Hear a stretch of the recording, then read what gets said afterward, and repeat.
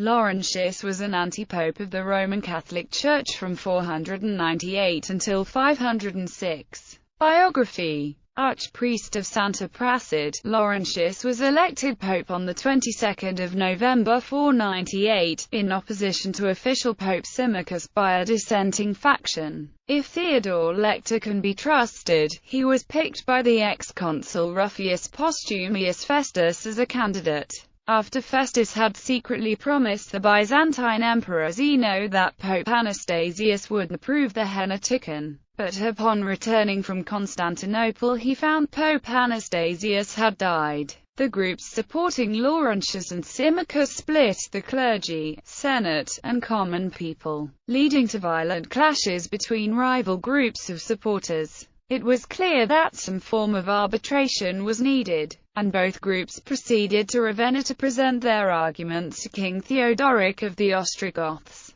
Geoffrey Richards observes that, "It is a remarkable state of affairs when an Arian king has, for whatever reason, to choose a Catholic pope." Theodoric reviewed the facts, and found that Symmachus fulfilled his criteria for being duly consecrated pope. However, a document known as the Laurentian Fragment claims that Symmachus obtained the decision by paying bribes, while Deacon Magnus Felix Anodius of Milan later wrote that 400 solidi were distributed amongst influential personages, whom it would be indiscreet to name. Finding himself victorious, Symmachus proceeded to call a synod held at Rome on March 1, 499. Which was attended by 72 bishops and all of the Roman clergy, with the aim of confirming that his congregation accepted the king's judgment, as well as ensuring in the future there would be no rioting or illegal canvassing at election time. He also tried to appease his opposition by offering Laurentius the diocese of Nuceria, in Campania. According to the account in the Liber Pontificalis, Symmachus bestowed the see on Laurentius, guided by sympathy. But the Laurentian Fragment states that Laurentius was severely threatened and cajoled, and forcibly dispatched to Nuceria. In either case, the subscription of Aprilus, bishop of Nuceria, to the acta of the Synod of 502 suggests Laurentius either never took up the see, or was deposed from it soon after. However, Laurentius' supporters sustained the schism, led by Festus. A group of clerics and senators laid charges against Symmachus in an attempt to secure his deposition. King Theodoric summoned Symmachus to Ariminum, answer these charges.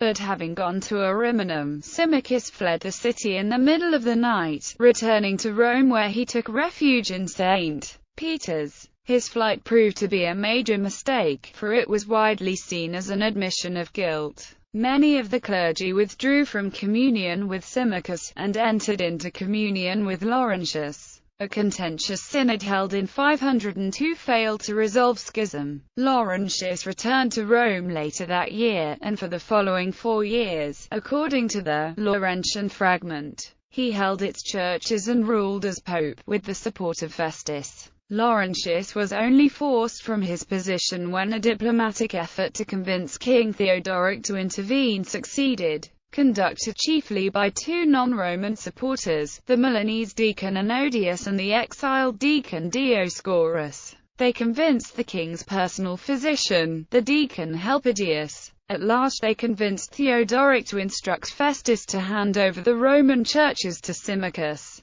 Once news of Theodoric's decision reached Rome, Laurentius retired from the city to one of Festus's estates, according to the Laurentian Fragment, because he did not want the city to be troubled by daily strife, where he fasted constantly until his death.